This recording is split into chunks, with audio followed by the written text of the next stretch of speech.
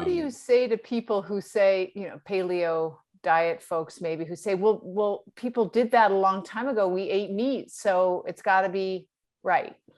Yeah. Got to be natural. No. Paleo is a complete fiction. It is all made up. And it's all made up because the metrics don't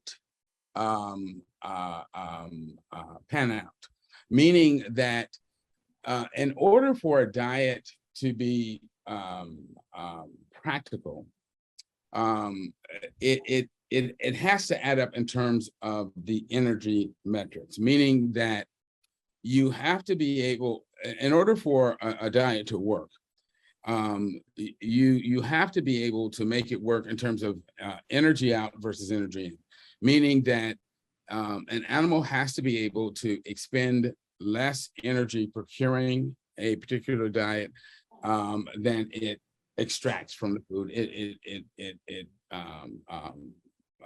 captures. Human beings are too inefficient when it comes to hunting. We have to expend far more energy trying to hunt than we can ever extract from the food that we ultimately get from hunting. We're too inefficient. Again, the reason hunting is practical for carnivores, those gigantic stomachs, plus the fact that they can eat rotting flesh. We can't.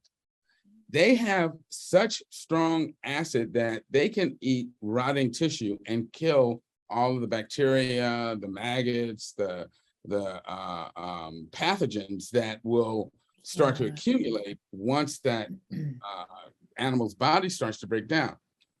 We get sick if we eat poorly cooked turkey. And since there are no emergency rooms, no antibiotics, no ER doctors, on the savannah, if you develop, gastroenteritis in the wild, you're dead. And so, we could not afford to eat rotting tissue in the wild. So therefore, hunting or eating rotting tissue simply isn't a practical solution for us.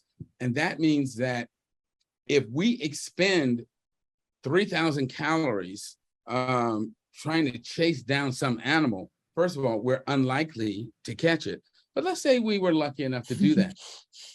Our stomach will only hold about 800 calories, max, okay? That means that we've expended way more calories than we can extract from that carcass before it starts to rot. So we're at an energy deficit. Yeah. That's a recipe for starvation. So we cannot, that doesn't get us ahead. That means we're losing and we will ultimately starve to death. That is not a viable strategy for survival.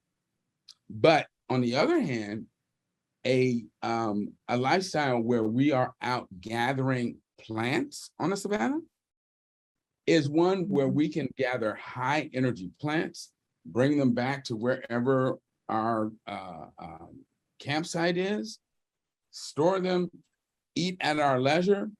These plant foods are alive until we eat them. They are fresh. They are not toxin laden. They are not loaded with bacteria, and they are full of fiber, antioxidants, vitamins, nutrients, and they're health promoting.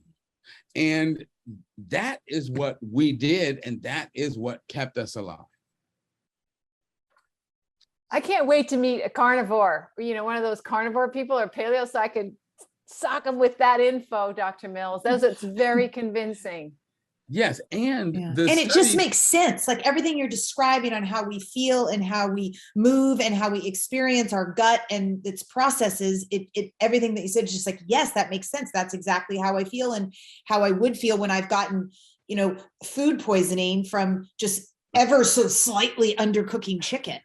Right. It's not right. And even more importantly, the research on people who eat paleo shows that they ultimately end up developing heart disease, cancer, and have higher rates of all-cause mortality. So they die sooner. It is not a diet that correlates with long-term survival. It's not healthy. Now, are you talking about paleo? Because I hear they actually, or carnivore. Are you talking about paleo folks? Both. Both. Both. The carnivores Paleo, just eat meat, right? They don't eat anything else. I don't even know. Yeah, and those people are just retarded's not a nice word, but it's from the 70s. Yeah, right. We're not supposed to say that today, are we? That is so incredibly backwards and unhealthy, and those people are just are really getting sick. And I mean, a meat-based diet that contains no fiber is completely unhealthy. I mean, because you're starving your microbiome, you are creating humongous amounts of toxins in your colon, and it's a recipe for an early death.